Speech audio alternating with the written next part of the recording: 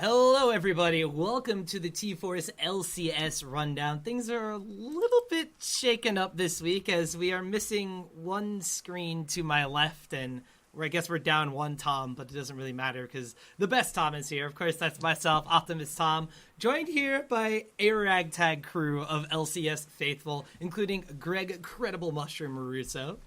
Hello, everybody. How you doing? And also, speaking of shaking, a little present for people in the chat. And as soon as I log in Twitch. I don't know if I want to see that one. But we also have Daniel Sesfa Dracos? Sifa. It's okay. It's so hard to Sifa. pronounce. Sifa. It's all right. It's all right. Now you know how to pronounce it. Now I know how to mess it and up. my introduction. Yeah, there you go. Deliciousness. But we, of course, are the T-Force LCS rundown crew. We are going to be going over everything from, the NA and EU LCS, if you guys are unfamiliar with us. You can find us live here, same bat time, same bat channel, stream.trinityforcepodcast.com or our website at lcs.trinityforcepodcast.com. 9 p.m. Eastern Standard Time, which is 6 p.m. Pacific Standard Time for you guys over on the West Coast. We go live every Sunday night. You can also, of course, check out our brother and sister podcasts, including the Trinity Force proper, or the normal Trinity Force podcast. They go live Mondays and Wednesdays at 8 p.m. Eastern Standard Time, as well as the Oz LOL podcast, covering anything from the oceanic scene over there. They wind up releasing the podcast every single Thursday. So, man, there's a lot of stuff to talk about. This is a bad week for Machinoran to be gone. Holy crap. So much. Actually, I do have to mention as well, in addition to all of our brother and sister podcasts, we also have a pretty awesome sponsor for this week's podcast. We have Gatherer's Granola, who is made by the company Ethos. And I got to tell you guys, I don't normally get excited about granola, and I don't think anybody really does, but holy crap, this stuff is absolutely delicious. They use a family recipe. They have really high quality ingredients, and I mean, I know Sifa hasn't gotten his granola yet, which is a bit of a shame because it's delicious. To be fair, I did order my own granola after Adam failed to send it to me. I was like, all right, everyone is ranting and raving to me about this granola before these shows start. I might as well order some so I know what I'm talking about. So I've had my taste now. It's pretty fantastic. It's pretty damn good. Greg, have you gotten a chance to try it yet? I'm not much of a granola guy, but I support this company because they support us. One of the best things about it is, so we got two size bags. We got the economy Costco size bag, and then we got the smaller size bag, which is, I guess, like a snack bag. It's like a trail mix size kind of bag. The self-control bag. Yeah, the I have no self-control, please do it for me version. And I just took the granola, I put it in a bowl, and then I put milk in it and ate it like cereal for breakfast. Nice. Holy crap, that was the best idea ever. It had honey and chocolate in it, and it tasted like cereal, but I felt better about myself for not eating Frosted Flakes. But if you guys want to get yourself a bag of the granola, you could go over to bit.ly/TForceGranola. It's a shortcut to the ordering website. You could use the code TForceGG to get 10% off your order. Make sure you use that in all capital letters. TForceGG, one giant conglomeration of letters there. It's only $5.25 for a bag. It's $5.50 with shipping and handling if you purchase it off of Amazon. Of course, you get 10% off if you use it through the link that we just gave you there. So while we are fueled up on Gatherer's Granola, let's run down some things that happened in the NA and EU LCS this week. There were a couple of games that were a little bit shocking in the results, and then there were a couple of games that kind of went pretty much to par. Why don't we start off with EU because it wound up going first? One of the things that we definitely saw in EU was Fnatic's still Fnatic. Sometimes they win games and then sometimes they lose horribly. I don't think that Fnatic is still Fnatic because Fnatic doesn't look like they've looked for the past year and a half. And they're having, I don't know, it's like the curse of going to All-Stars. Cloud9 is having the same sort of thing where they're just horribly inconsistent. And I really feel bad because I put so much faith in Fnatic to repeat their EU success from last time. But I don't know exactly where the problem is, but they are just not as on top of their game as they used to be. I don't know. I feel like this week their loss to Super Hot Crew was... I don't know how... They didn't play particularly amazing. Don't get me wrong. They played pretty mediocre. But Super Hot Crew played very well, which I think was part of the reason. The jungle Rengar pick from Super Hot Crew I wasn't a huge fan of. It did not do as much as I would have liked a jungle pick to do, but that Yasuo pick was beautiful. I mean, the team fights that they won were just the Yasuo Wombo combo, and they pulled it off better than any team I've seen in the EU LCS or NA LCS. Well, that's definitely one of the things, putting a lot of their faith in Selfie for this one. 8-0-5 on that Yasuo. They also comboed it together with a Shyvana and a Braum. So there were two other ways to knock up. No matter where Yasuo was going to roam throughout the map or during team fights, he pretty much had a guaranteed knock-up. One thing I really want to focus on, though, is, don't get me wrong, Super Hot Crew did a really great job in this game. But Reckless, this is the first time we've seen him not get a kill in a game whatsoever. And this is after his previous game, where against the Copenhagen Wolves, he was like 9-0. Yeah, that's really rare for Reckless. Usually he is the main source of offensive output for Fnatic. And he's a superstar player. They just completely shut him down. I think the dive combo was a little too strong. Like, you saw some really creative Shyvana engages, and just he couldn't even find any time to breathe, let alone auto attack something. I was just generally I think a lot of the reason that Fnatic is losing is because they put too much responsibility onto Reckles, and I think that what they need, I think Soaz is bad in the current top lane meta. I think he's not comfortable with it, and I think he hates teleport as a summoner spell. Well, he's admitted that he hates teleport. He thinks it's like skill reducing and an insult to top lane. But I think that once Soaz finds a way to be comfortable in the teleport meta, I think that a little of the pressure will be relieved. But until then, I think they're just not going to be able to play up to how they used to play. Now, how weird is it that Soaz, a member of Fnatic, who is known at Season 3 Worlds to run their double teleport compositions, is sitting there complaining about the teleport meta and saying that he can't beat it? What has happened to Fnatic to the point where all of a sudden double teleport is the reason they're losing when they're the first team that did it? Are they just not coordinated enough? Is it the fact that maybe they forgot how to do it? I think that's probably what it was. I mean, that was a long time ago. And now they seem to be adapting more slowly than these other teams. I kind of question, if your top laner, and Soaz is their other, main source of offensive output there, I would say sometimes even more than Xpeke. Why are you, this is one of those instances where I question, should they be running to the meta instead of running to that player's strengths? There's no reason why he couldn't be running an interrupt-based top laner with Ignite or whatever else he wants to run up there, winning that lane really hard. Anytime the guy tries to teleport out, interrupt, and if he does teleport out, punish really hard by taking turrets. I think the issue with taking Ignite as a top laner against a teleporter who has, or against a top laner who has teleport, is that you're not reliably going to get a 1v1 lane. In a 4v, it's like the 4v0 fast push meta, or you see a lot of times the singleton 80 carries laning against each other while the rest of the people just try to 80 carries and mids will lane against each other, and the other 3 people will roam around the map trying to make something happen for the first 10 minutes.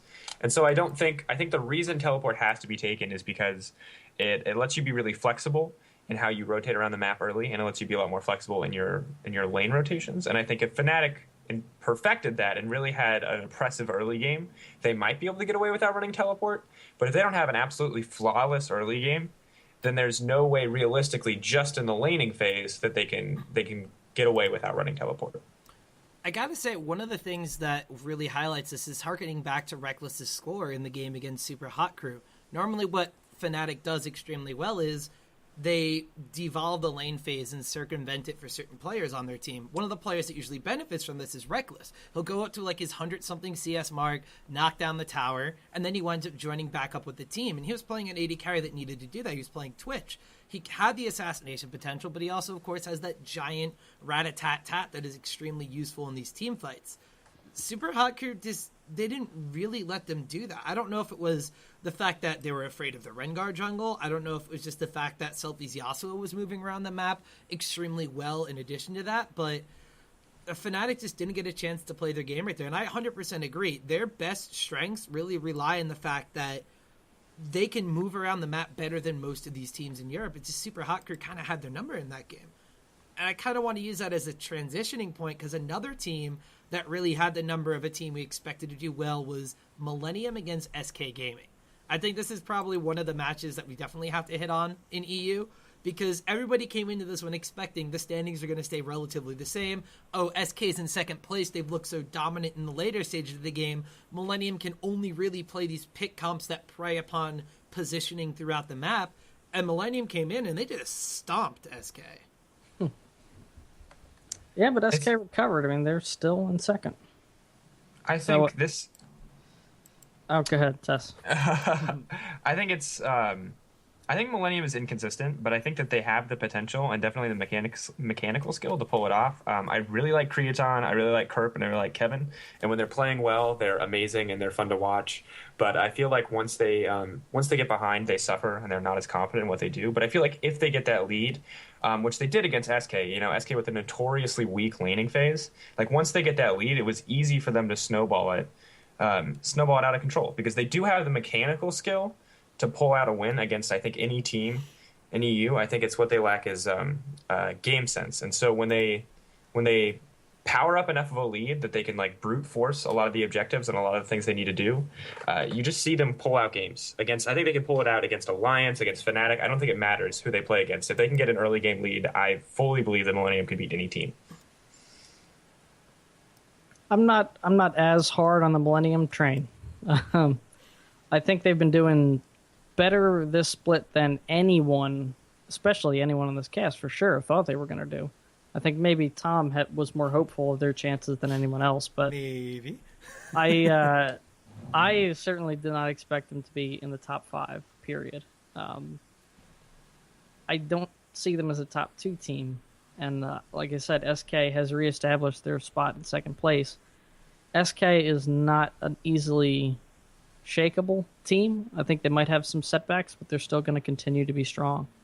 I don't see Millennium being able to overtake them, even if they do, like you said, they do have the ability to, on any given day, knock somebody off. I don't think they're going to be able to do that consistently enough to overtake SK.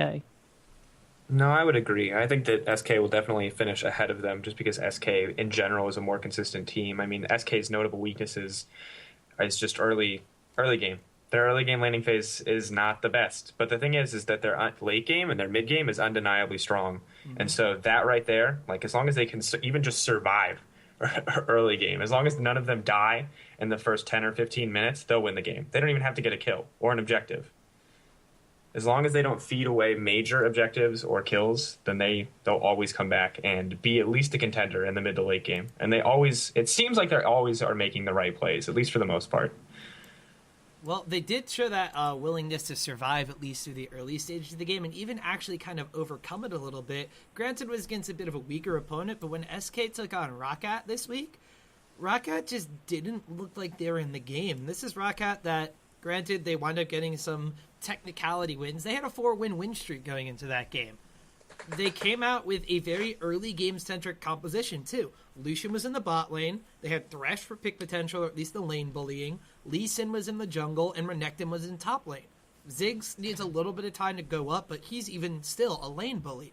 Rocket's composition was very early game focused, and SK, they even took control of the early game. Caitlyn was in the bottom lane. She needs some time.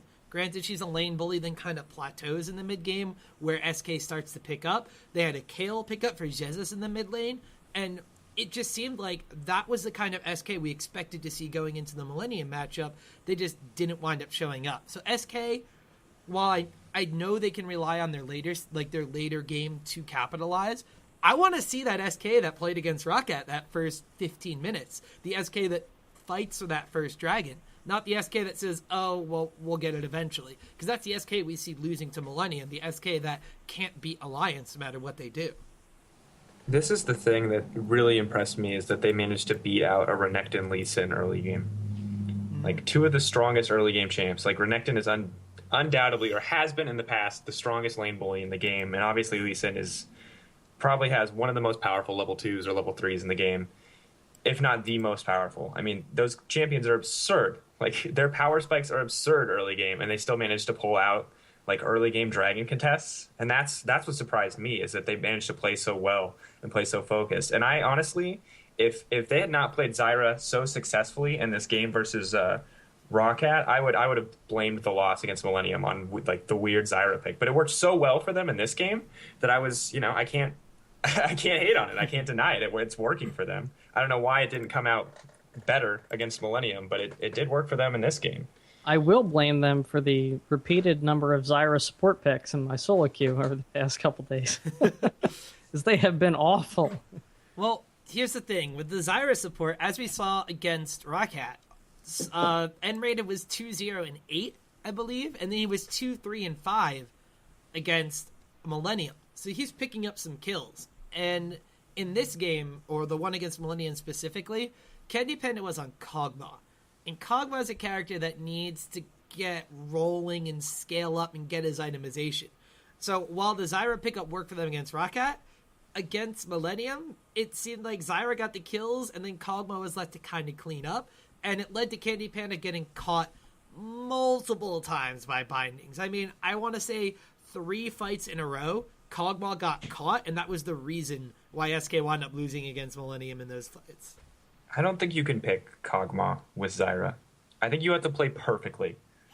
Both of those champions rely on zone control, like about keeping people away. And if you ever miss a snare on Zyra, Kog'Maw dies instantly. It's that simple. And one of the downsides of Kog'Maw is he's so thin that, Zyra's ult takes a long time to wind up.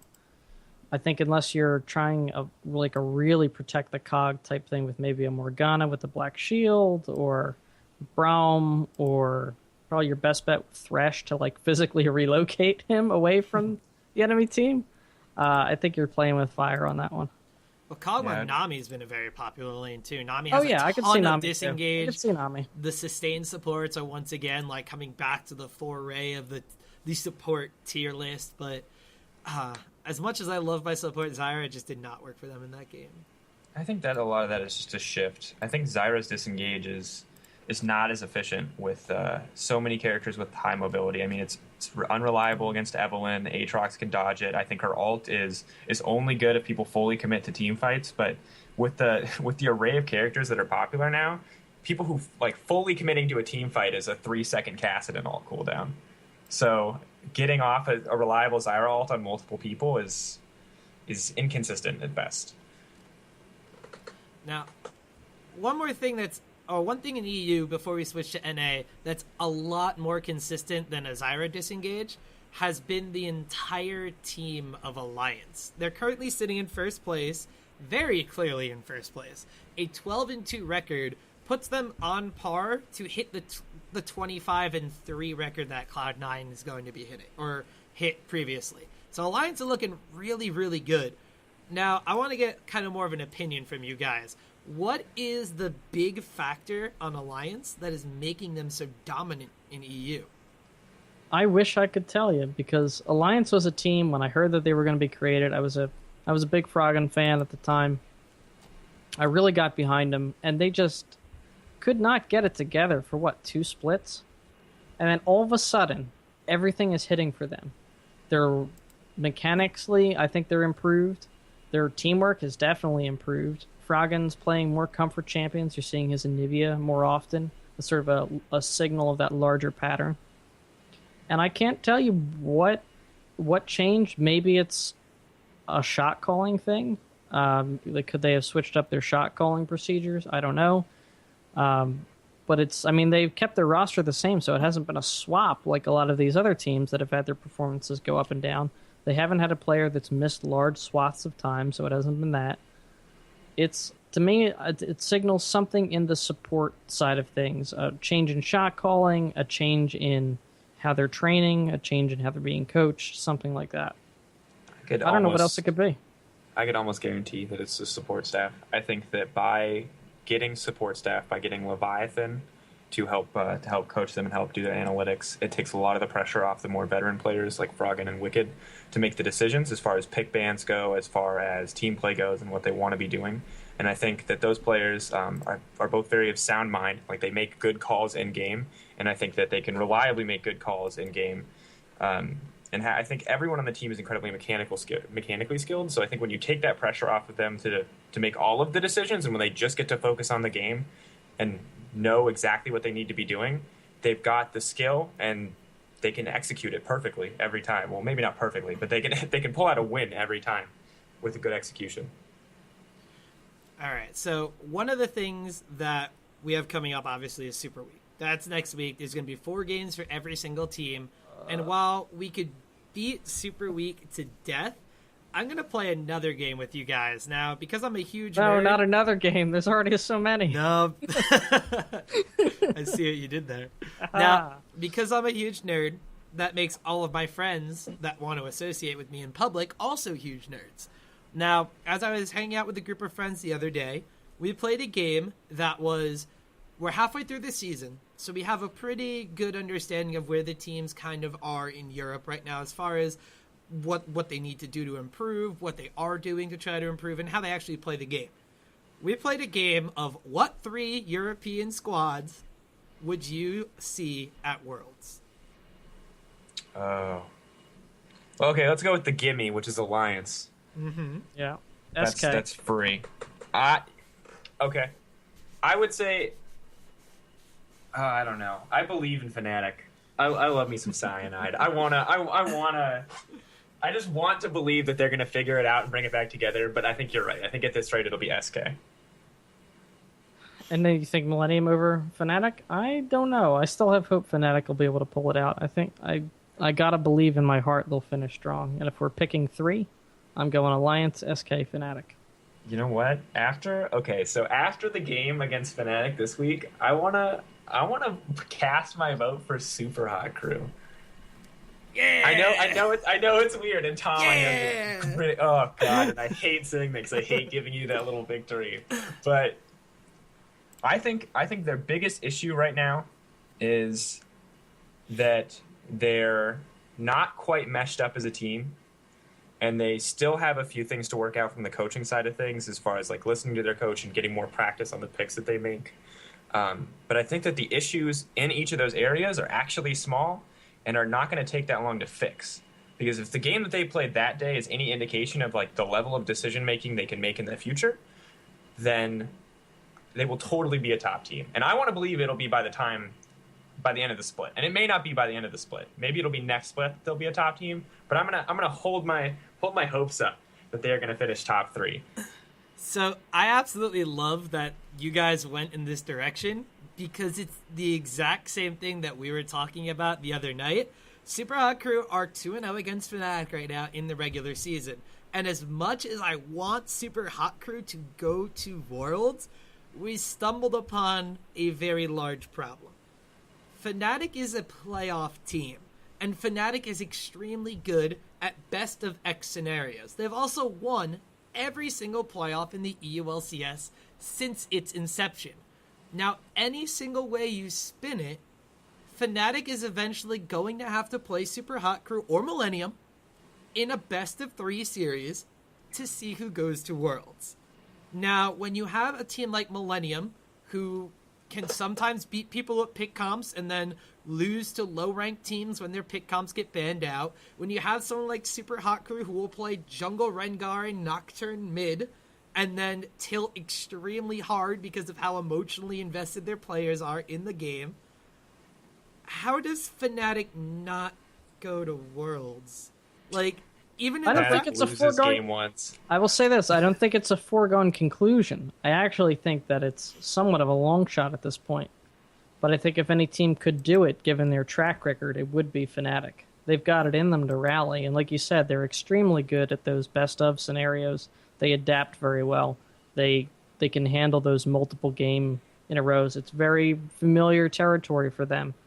I think if you put them in that situation, they've got an edge. I think the hardest part for them is going to be holding it together long enough to get there. The interesting thing, in my experience, watching Fnatic play best of threes and watching any team play best of threes against a less experienced team is pretty much the only game that matters is game 1. If you're Fnatic, if you win game 1 as Fnatic, the rest of the games are easy. The enemy team, the lesser experienced teams get demoralized quickly in best of X scenarios, like best of 3, best of 5. Every time we watch competitive teams with less experience lose a game 1, their performance game 2 almost always suffers, at least in my experience. So as long as Fnatic can pull out game 1 wins, neither of those teams are going to be a problem. But if Super Hot Crew like shaves a game off them game 1, and like comes in confident to game 2, like there might be hope. But I think generally you're probably right. Fnatic will pull it out. So fun fact, the current Millennium Squadron and the current and Super Hot Crew as a team have never played a best of X scenario that was outside of the Challenger circuit. Yeah, that's definitely going to play a factor. Tom, you got to tell me. Like I said, I think the issue is going to be the issue is going to be Fnatic getting into that position. I think they really have to get it together, and they need to start playing more consistently, or they could slip another position, and then that'll pretty much make the whole thing academic. Listen, Optimus fanboy here really wants Super Hot Crew to go to Worlds, but they're going to have to convince me in the second half of the season, and Super Week is a place to start for them. Now, of course, there's 16 games during Super Week, which as much as you guys don't want to watch 16 games back to back to back, I don't want to work on 16 games back to back to back either, but there is a ton of action. And some of the teams going into this one have some very light schedules. Some of them have some harder schedules. So before we transition to NA, I want to get your guys' pick. Do we not want to do the game thing for NA? The top 3? We'll do that once we get to NA. But yeah, let's finish out. Let's finish out EU. I want each person right now to pick a team for the viewers to keep an eye on as they go into Super Week for the EU LCS. If you had the chance to only watch one team this week, who would it be in their 4 games? I tell you who I will only be watching this week, because fuck 16 games, is Fnatic. I'm, like, not only am I a Fnatic fanboy, but to me they're one of the more interesting teams in the set in that they really control their destiny on this Super Week. If they perform well, like you said, they're going to get into the playoffs. They're probably going to do well in the playoffs. If they just can't get it together, then they could be out. So I think they've got the most interesting story going into it. Fnatic, Millennium, Gambit, and Alliance are who Fnatic have to take on. So they don't exactly have the easiest schedule this week. They have to take themselves on. All right, Sifa, It's a challenging week. Who's your team? This is tough. I will say that Fnatic's schedule is interesting. Gambit and Alliance in particular. And then Millennium and Rocket are always like a toss-up since Fnatic's been so inconsistent. So I think generally I would say Fnatic. But, I mean, I am so deep on the Super Hot Crew hype train. I really want to say Super Hot Crew. Alliance. Watch Alliance games. I think this is it. I think if they pull it off in Super Week, not Super Hot Crew Week. They play them first. And you wish. They do play it first. Yeah, well, we'll see. This is it. Like, this is Super Week halfway through the split is pretty much the decider on where Alliance is going to place for sure, because they're already so far ahead. Like, if they win out on Super Week, they're pretty much locked. They're locked in top 3. And it's that easy. I mean, this is... After that, I feel like I would lose interest in EU LCS. I hate when one team is this far ahead. But I still think that Alliance, if you want to watch good League of Legends, like these guys play a clean game of League of Legends. Well, going into this, Alliance had the potential to end Super Week 16-2, which I want to say is one of the best starts in LCS history, but I don't know how Cloud9 lost their 3rd game. Completely forget about that. It's like... Also, didn't they go completely undefeated the first split they were ever appeared in? Or did they lose one? Cloud9? I know they 5-0'd their Super Week. Their first. Pretty sure the first split they came in, they were either undefeated or lost a game. They lost 3. That's the first 3 total. But the first half of the split, they were undefeated. Oh, the first half. The first half, they were 10-2 going into halfway mark because they had weird Super Weeks back then. It was on the preview show this week. It was 5 games, right? Because I remember them being 5-0 after the first week. Yeah, it was a weird schedule, but that was fun. Watching them just come out of nowhere was still one of my favorite League of Legends moments because they literally just stomped everybody. Like, it was funny. Awesome. I was like, after the first win, I was like, really? People are still running into Baron fights against Ashe Syra. This is like, it just kept working. And then they get behind a little bit, just running all over the place. Yeah, it was exciting. All right, we're almost fully transitioned to NA, but I got to be the EU hipster right now, and I got to say the team you want to watch in Super Week is Gambit. Oh, Gambit. Oh, if you were going to say Copenhagen Wolves, I would have just left. No, you want to watch Gambit for 2 reasons. Number 1, or 3 reasons. Number 1, what the hell does Genja build now that AD carry items are all over the place? 2, Nick is really good. He's not Alex Ich.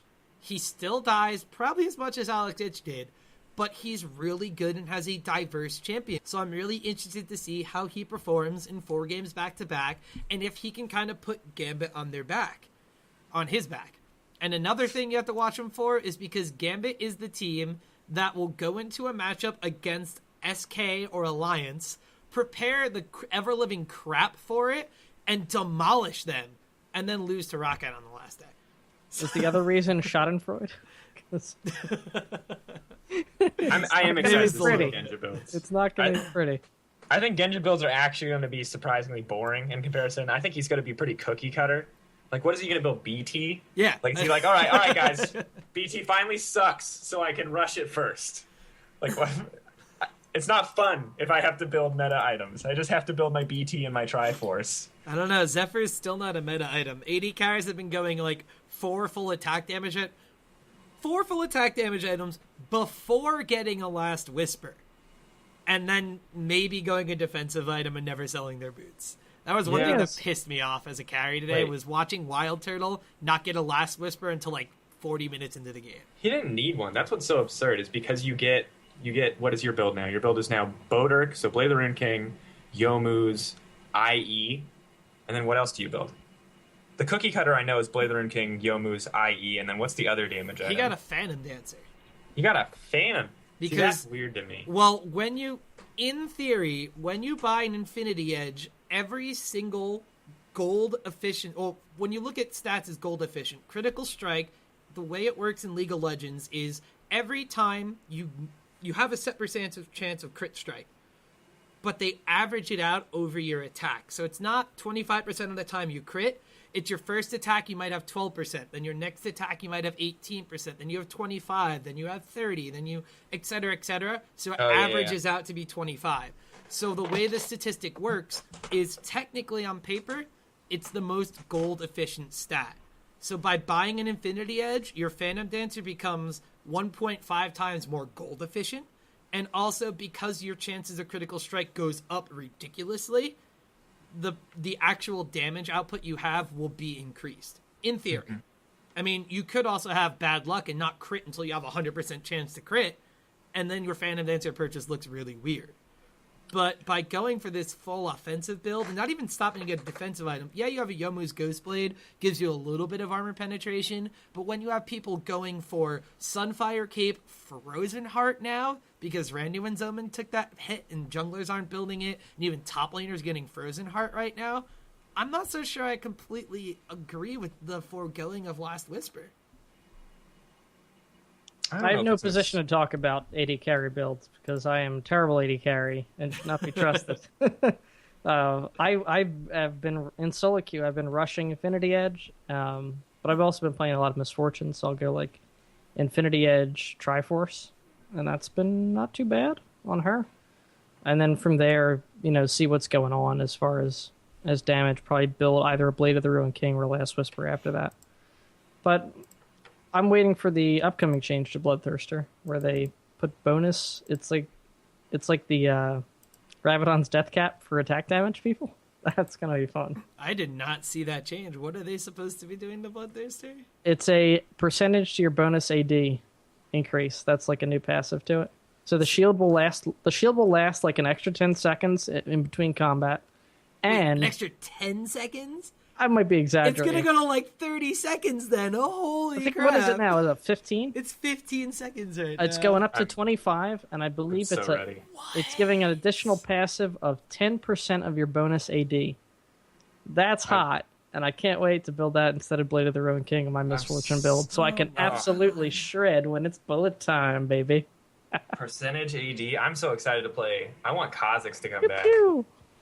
Oof. New Q, new isolated Q. I mean, don't get me wrong, I think his new kit is bad, but new Q, while admittedly worse in most situations than the old Q, new Kha'Zix Q does a lot of damage when they're isolated.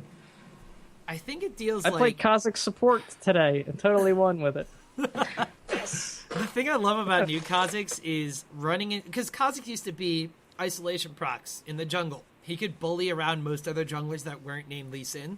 Now he can even beat Lee Sin because his isolation damage is insane.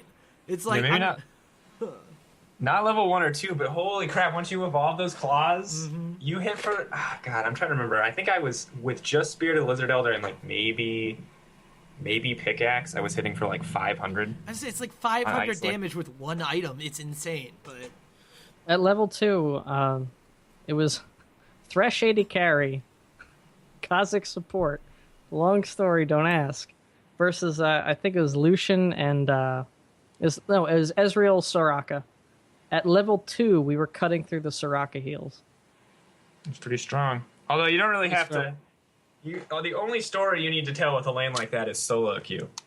Yeah. Just look the camera dead in the eye and you say solo queue. Solo queue, Everyone when your will last understand. pick and that fifth guy doesn't pick his champion till 2 seconds and doesn't say anything in chat the entire time.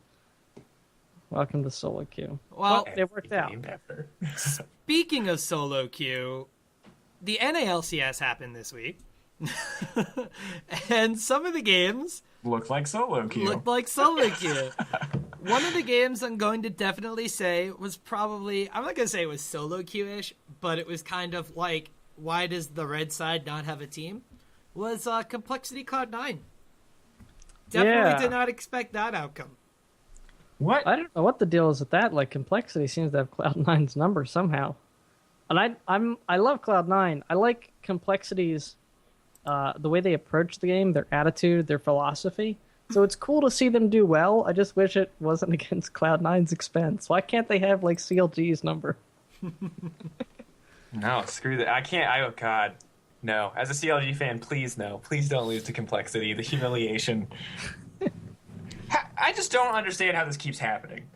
And I think what people have been saying, and I think that this is, I'm starting to believe this, despite the fact that it seems ridiculous to me, is that Cloud9 plays up to the ability of the opponent that they're playing. Like, so if they're playing against a Korean team, they do their best to play on like a Korean level of League of Legends, or like if they're playing against CLG, they try to play on CLG's level and they take the game very seriously.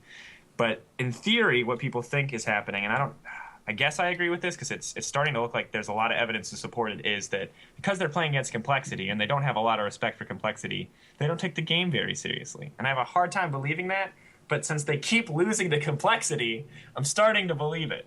I have a very hard time believing that because they don't seem like the team that does that. They've never been the team to do that. I don't see them developing TSM syndrome anytime soon.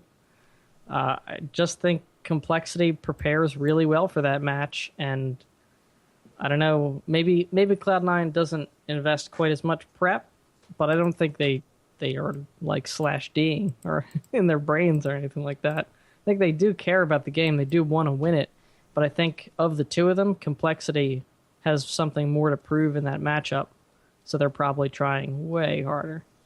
Yeah. Although on the next time those teams meet up, I would have to say I think it's on Cloud9 to reverse that psychology, because at this point, Complexity is 2-0 on them in this split. But will they? Will they ever learn from their mistakes? I mean, one thing we definitely saw was because it was banned out, Meteos didn't play jungle Rengar. But they still lost. Meteos didn't play jungle Rengar the whole weekend, and they still went 1-1. All right, here's an interesting comparison. Has Cloud9 become the NA Fnatic? Yeah, they absolutely have. There's no way I'm going to call Complexity the NA Super Hot Crew. Don't even make me try to say it. Oh, no. The NA Super Hot Crew right now, I feel like the NA Super Hot Crew is Don't do it. You're going to compare it to a team I hate. As much as it pains me kind of to say this, my NA Super Hot Crew is Evil Geniuses. No. Why? But I touched on this when we were talking about EU. Like, it's that all-star curse, man. Fnatic just could not keep it together. Cloud9 has a bit more of an obvious reason for it, and that High got hurt. And just, he's never seemed to click. Personally, I didn't think it would be that huge of a deal swapping him out for just one event, but the amount of time that he missed, the amount of practice he's had to miss because of his health issues, it really seems to have thrown them off their game, and they've never gotten back onto it. I don't think it's just High. I think that High was the start of a much larger domino effect. I think that High being gone and then them coming into the split without the experience made them lose games, and they start losing games against teams that they normally would beat confidently, like Complexity. And I think that is a huge blow to morale. Sure. And I think that they probably weren't ready for that, and this isn't something they're used to experiencing. And I think that, don't get me, like, some of their players are still fantastic. Like, I think Sneaky's playing better this split than I've ever seen him play. I think Sneaky's on top of his game, but I think Balls hasn't adjusted well to the meta. Like, I don't think he's very good at the current state of top lane. I don't think Meteos has adjusted well to the meta. I would also agree with that. Meteos is the biggest, I hate to interrupt, but Meteos is the biggest interesting, frustrating point ever. When teams like Dignitas are capitalizing on their jungler being nothing but vision control, Meteos is insisting to try to carry games with junglers, when that's all he did in Season 3 was put wards down for his team. But no, that's not all he did, though. The interesting thing about Meteos is if you look at the successful splits of Cloud9, Meteos is there, and he, in a way, he's carrying, but it's almost like a support carry. He's like that really fed Leona in your solo queue game. He's making the plays for the rest of the team. He's enabling the mid and top lanes, actually, to go nuts. This time around, I think you're seeing Sneaky shine more in comparison because Balls and High are not getting the kind of opportunities they used to get. You see Meteos coming in here with the carry mentality, but he's trying to pair that up now with carry junglers, and they're just not suited to his playstyle, I think. Now, I could be wrong, you could disagree with me, whatever, but I see him departing from the style and the champion pool that he had back when they were being very successful and trying to carry in the more traditional, put out tons of damage, assassinate people kind of way, when what he should be doing is laying down the vision, having good initiations, and getting Balls and High going again. Let Sneaky, now that he's like on fire, carry the bottom lane a little bit more on his own and create more opportunities, put more pressure in other places in the map, and create the vision so that they can have the rotations and the reactions that they need to keep those leads and finally close out the games. I don't feel like he's doing that anymore, and he definitely used to. That's how they were so successful. I want to see him play Rengar again. I know it sounds bad because he sucks last time. He totally sucked. But they banned it this time, and it makes me think it's doing well in scrims. And the whole thing about LCS is yada, yada, yada. Let's see if we can bring scrim performance to game performance. It's repeated like every week by every caster and every interviewee. But I think it's true. I want to see what this Rengar does that people are banning it. Because it's never done anything relevant in LCS, so why are they banning it now? It's odd to me that they're banning it. So I have to believe that there's something there. That somebody's playing Rengar and it's good. And I want to see it be good because Super Hot Crew played it, and it wasn't the best, but it was pretty good. I mean, he didn't do a whole ton, but it worked out for him. And I want to think that there's something there, that there's something substantial there, that there's a reason we're picking it, and it's not just because Koreans are picking it, that there's something that we can do in NA to justify that pick. Other than that, I 100% agree. I think that... Put it back in the top lane. Ryan Choi. I don't think Jungle Rengar is a bad pick. I really don't. I just don't think it's Meteos' pick. It sounds like he's chasing the meta instead of playing to his strengths, and I think that's a problem that Cloud9 is having. If they forced other teams to play their game, I think they'd be doing a lot better than playing catch-up to the rest of the LCS. I think that... Go ahead. I was going to say, I just feel like Jungle Rengar has replaced the void that people think Jungle Kha'Zix has left. Whereas Jungle Kha'Zix was able to carry games, but he could also build tanky, dive turrets, set up kills for his laners, and do everything that pretty much Lee Sin kind of does, too. Which is why he was nerfed into the ground. But Meteos did well on Kha'Zix and Lee Sin. He always has done well on Lee Sin. Actually, Cloud9's only won games with him on Lee Sin. Kha'Zix, he picked up and played the very same role. I feel like he's trying to make Rengar do the same thing, but if Rengar chooses one build path or the other, he loses out on an entire aspect of his gameplay. Successful Rengars have been building nothing but damage, and that's what he's doing. But it's not working for him because that's not his playstyle. Oh, it's so frustrating. I go in circles with this, and I'm like, Meteos, the answer's right in front of you. Just stop trying to do it. Yeah, I'd like to see him whip his Aatrox back out. I haven't seen that in a while, and it was damn good when he used it. I don't think Aatrox is as viable as he used to be, but I think that people are starting to realize that the Achilles heel of Cloud9 is Meteos. I don't know about that entirely. I think so. I think the Achilles heel of Cloud9 right now is the fact that they're an SK Gaming who does better in the early game and are worse at vision control right now. Yeah, I don't think he's not an Achilles heel. An Achilles heel would imply he's the weak point. It's not that. He's the lever. I think If he's he up, is the weak they're point. up. If he's low, they're low. Sneaky can only do so much. Having Meteos ahead usually means that Balls and High get ahead. If Meteos is behind, it usually means that Balls is not able to get his split push bullying thing going. Usually means High's not getting the ganks that he needs to get that lane going and to be able to roam and apply pressure. So it's not like Meteos is the guy that's getting caught out all the time. It's not like Meteos is blowing plays. He's not their weak point. Even if I just think that he's the deciding factor. It's almost like Snoop. I don't want to bring this back to EG, but it's almost a little like Snoopay. You know, if Snoopay's doing well, generally speaking, the rest of the team will do great. But if he falls behind, that team is sunk. Which is why they brought in Helios. Based Helios. Oh, yeah, that's why they're still in last place. So, what? Whoa! Did you just say Helios is the reason why EG's in last place? Hold on. It's not Ultec, is all I'm saying. It's not Crepo. I think it's just EG. I think the problem with EG is you have a support who's been playing League of Legends for too long, has good game sense, but is slowly losing mechanical skill. You have kidding a jungler from Korea. Hold on. You can count on one hand how many skill shots Crepo missed this entire weekend. All of EG's highlights, for the most part, have been him put him in the right up. place at the right time. And most of the game, I think they lost to Cloud9. They went 1-1 this week. I don't think EG had an amazing week. You know, like they beat out Curse. They beat out another bottom tier team. They didn't beat out a top team. And the thing for me is you have 3 challenger players who don't have enough experience. A guy from Korea who we don't know how much English he speaks. Like we don't know how good their communication is. And I just don't think that they're going to get it together.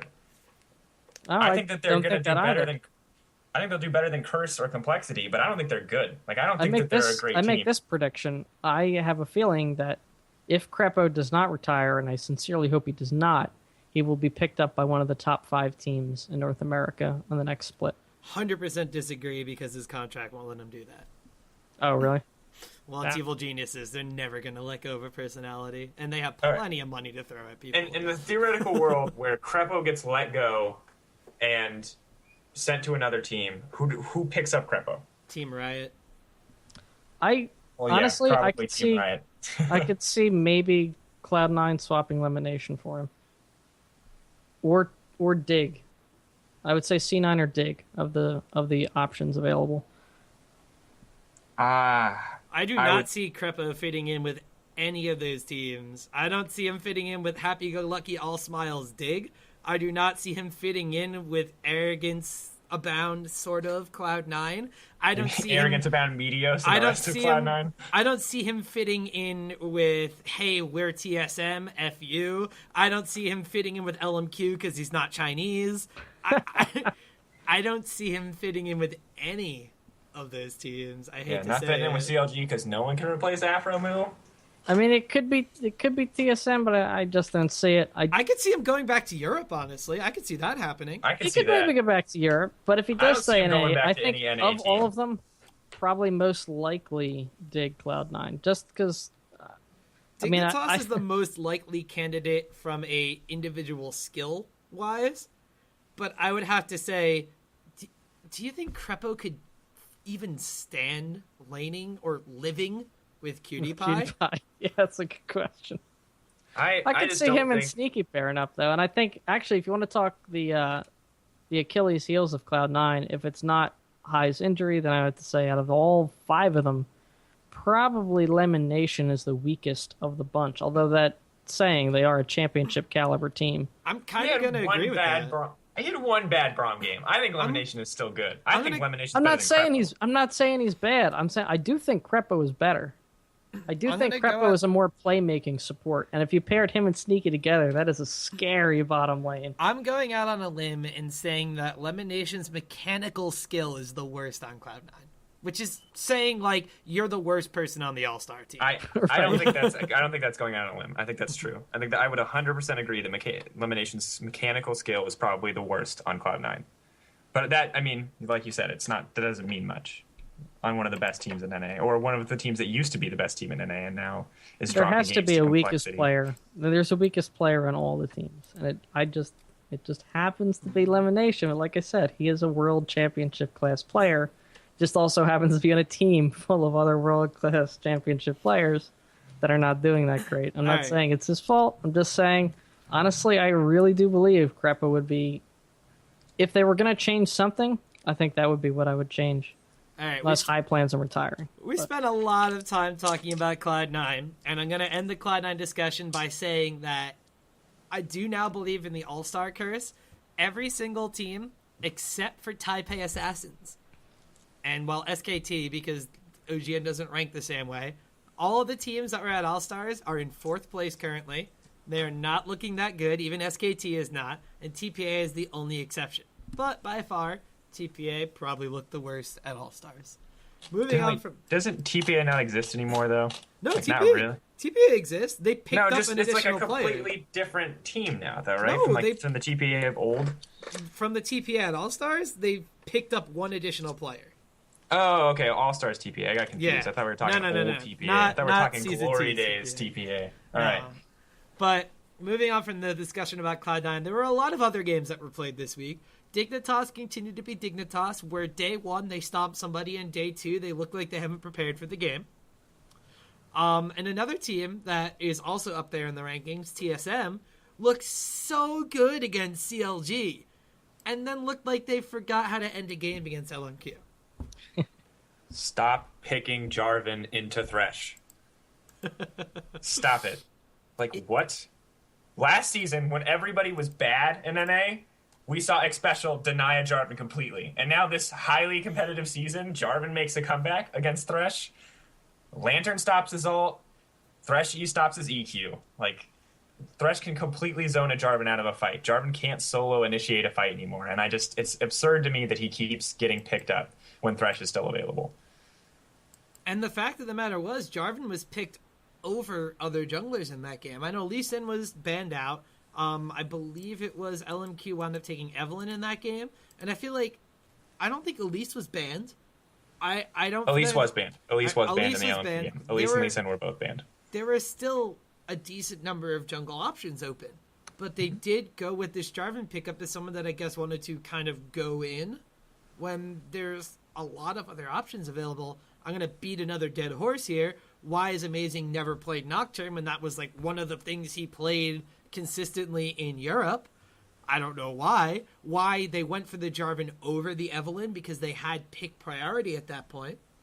Evelyn didn't go until later in the draft. I believe it went Lulu, and then they picked up, I think it was Lucian Jarvan, and then it was, well, we're just going to go Lulu. Evelyn, someone else. So the draft went Lulu, which is the traditional first pick now, if you have first pick, into Lucian Nami. LMQ responds with Evelyn Yasuo. TSM responds with Gragas as a top laner and Jarvan as their jungle. LMQ's last picks are Tristana Thresh as their bot lane, and TSM finishes out their roster with Orianna. So they still had the option to steal the Evelyn away, but they picked the Jarvan first. No. The Evelyn is picked before the Jarvan. So they had the opportunity to take a jungler in their first rotation and opted not to. And then opted not to. And then pick the Jarvan into the Thresh on top of it. Like, why not? I think, why not pick Lucian and a jungler? Like, if you're set on the Lucian pick, take Lucian and a jungler, and then see what they pick. And if they take the Nami away from you, you can get the Thresh and the Jarvan on the next rotation of picks. Like, if you really want to force the J4 pick, that's how you do it. Because who are you on their team? The only people that actually get trapped in J4 alt is Evelyn Lulu. And trapping a Lulu in a J4 alt is a recipe to get Yasuo ulted.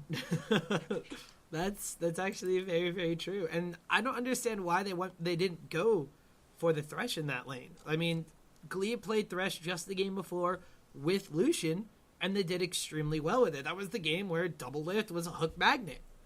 So That was a sweet, sweet game. It was an interesting pick and ban phase for TSM, but they did extremely well against CLG. We can't take that away from them. No, they played very well. And, I mean, LMQ played really decisively this game. Really decisively. This was an LMQ we haven't seen a whole lot of.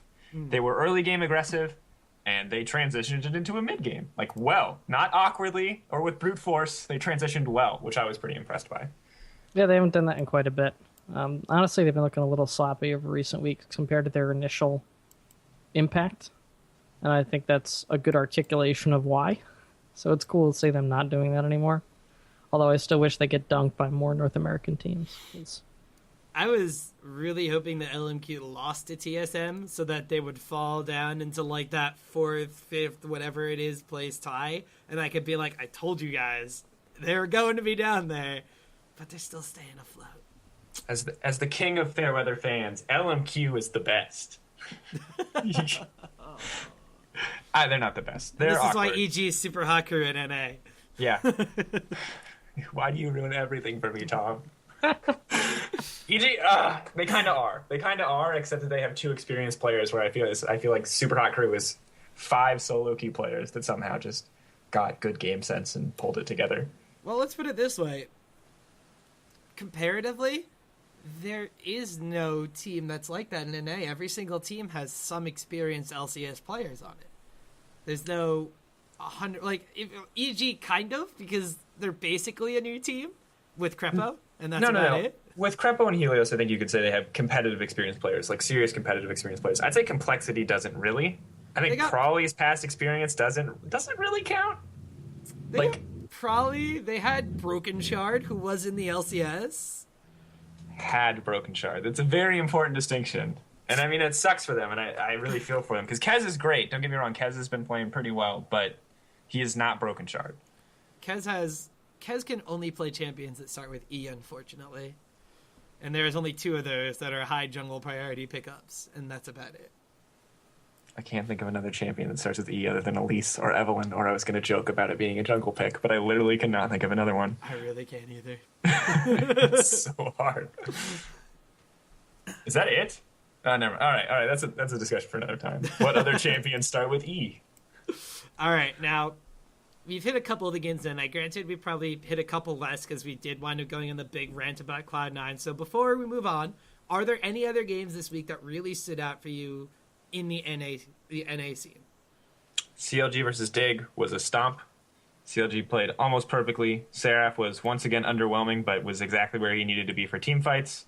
It was interesting to watch. It was fun, but not from like a spectator standpoint where you get to enjoy it and it's a very back and forth game. It was fun to watch in the sense that if you want to learn something about how to play League of Legends really well at a competitive level, that's like a textbook game to watch.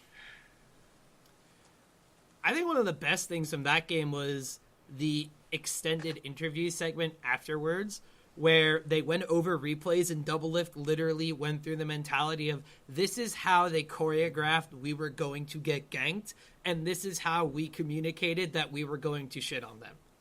I don't think he should have said that. I don't think he should have said that. If I was his coach, I was Monte Cristo, I'd be like, stop giving things away in interviews. They'll keep doing it if they don't know that it's a problem. Like, just be like, yeah, we had no idea if I was there. We were just playing safe. We thought they could all in us. But I don't know. Reckless did that in the first interview he ever did. They were like, oh, you have no deaths on Jinx. Like, what's so good about Jinx? Well, Jinx is really great. Like, she's very immobile, but this is how we get around it, and this is what we do in the lane phase. And then I think Fnatic's manager was like, yeah, you shouldn't do interviews for a while. Stop it. Your livelihood depends on us winning games, and we're winning games because people are making bad calls and are telegraphing their play. Stop telling them that they're telegraphing their play. Hey, Greg, was there any other games you wanted to touch upon? I mean, there's another EG match we haven't talked about, so... Well, we already talked Cloud9 to death, so I don't know. I'm good. All right, now, I think this one's a little bit more competitive, so let's go with the game we played with EU, which is halfway through the split. NA is a lot closer than it was in previous splits, and so there's a lot of debatable topics here. Who do you see going forward to Worlds, the top 3 teams in NA? And this one's a lot more debatable. LMQ will go. Fuck you. Go on. They will. I don't. I know it's I think the Chinese basically bought the spot because of all the debt we owe them. They're probably like, all right, well, let one of your League of Legends teams come in and top NA LCS. That's fine. Okay. I don't want to touch deal that, with but it. continue. We got to deal with it. That's fine. Got the Chinese import coming in. They're all right. Whatever. I think CLG. Honestly, I think Dig will overtake them by the end of the season. I know that's somewhat controversial given how things went in the recent game. I do see that happening, and I have to believe Cloud9 will then overtake CLG because I really want to see them go to Worlds. So I'm going to say LMQ, Dig, Cloud9. Interesting. I'm going to say CLG. I think they're one of the more consistent teams right now, and they don't lose to Dignitas, which is a really important distinction for top 3. After that, it's a mess. It's a mess. I think it's a dogfight between Dignitas, LMQ, Cloud9, and TSM. I think the second through fifth spots, or I guess the second and third spot for Worlds, technically, are they're going to be the most hotly contested. And I would guess that Dig is going to go. They're consistently winning at least one game a week, and the game that they lose on day 2, they usually learn from, and I feel like they are adapting. And I think it's more bad play on their day 2s than it is anything else. So I think Dig will go. I think CLG, Dig, and then I don't think LMQ will go. I think LMQ will probably throw it away, and either TSM or Cloud9 will go. And I can't make a decision past that. So I guess I'll say TSM. That would be awesome if it happened. I don't know. LMQ may not finish first, but I don't see them dropping 3 spots. I don't know. I really don't want to see LMQ go to Worlds because I don't think they're top 3 NA material. I think other teams are just over or under thinking their games against them, and that there's a fairly consistent way to beat them. Not saying they're not growing as a team, because they are, and they have proven that they can take games in different ways. Tom, I still don't think they're going to go to Worlds. Tom, was that material joke a Chinese joke? No, it was That's not. racist. That was not.